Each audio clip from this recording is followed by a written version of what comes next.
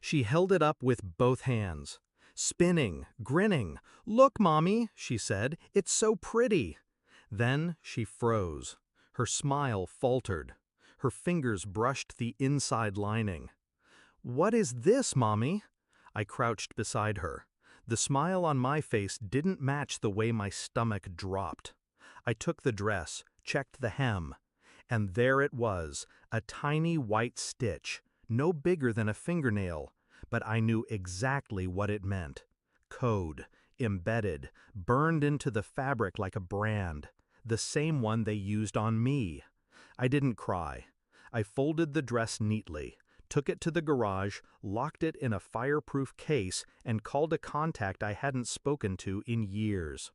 Then I came inside, held my daughter, and started planning. My parents ran a program, government-funded, privately controlled, disguised as a children's education initiative. They called it Elevation. I was the first prototype, never registered, never documented, never protected. They raised me like an experiment, controlled environments, conditioned responses, routine evaluations in sterile rooms disguised as playtime. They taught me languages before I lost my baby teeth, target recognition before I turned 10. At 13, I hacked my first embassy server. At 15, I disappeared, erased myself, left a decoy in my place, and I never looked back until that box arrived. I had a daughter now, a life they never touched, until that moment.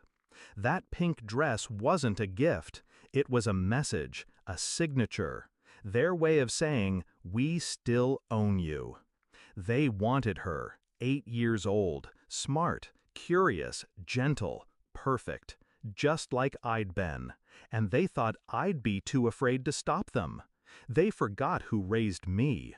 They forgot what they built. I started with the foundation, tracked their funding, exposed shell companies. I didn't go to the authorities. That would have triggered a lockdown. I went deeper, to the places that live off the grid, the dark banks, the silent nodes, the dead drops where old ghosts still owe me favors.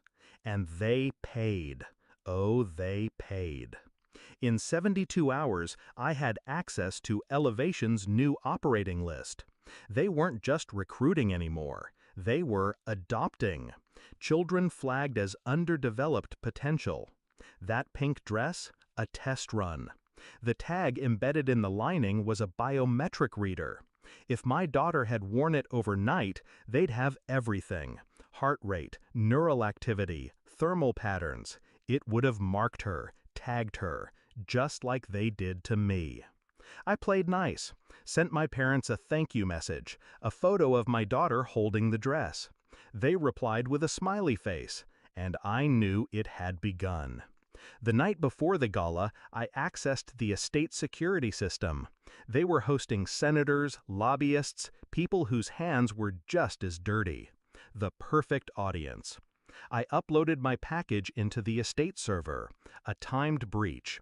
Then I walked into that house for the first time in 20 years. My mother hugged me, perfumed, polished. My father didn't smile. He never had to. Power doesn't need warmth. "Surprised you came," he said. "I thought it was time," I replied. Dinner was flawless, until the lights flickered. The screen behind the piano lit up, and I played them a movie. Footage. Children in sterile rooms, coded commands, implants, screams. Their screams, and mine. The room erupted. Guests scrambled, security rushed, but the firewalls were down. Every server fried, every file duplicated and uploaded to public archive nodes. It was done. Their life's work exposed. Irreversible. My mother's voice cracked. "What have you done?" I stepped toward her, calm, steady. "What you tried to do to her," I said, "you already did to me." She reached out.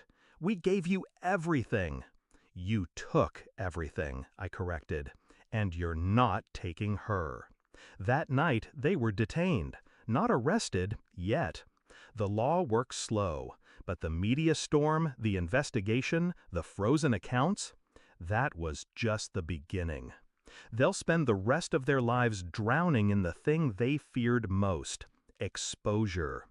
The next morning, my phone wouldn't stop ringing.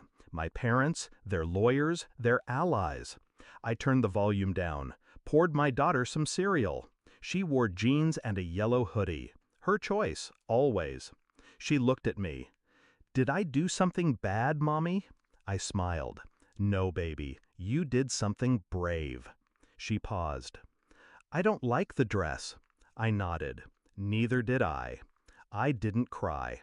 I didn't need to, because for the first time, the chain broke with me. And my daughter? She'll grow up free.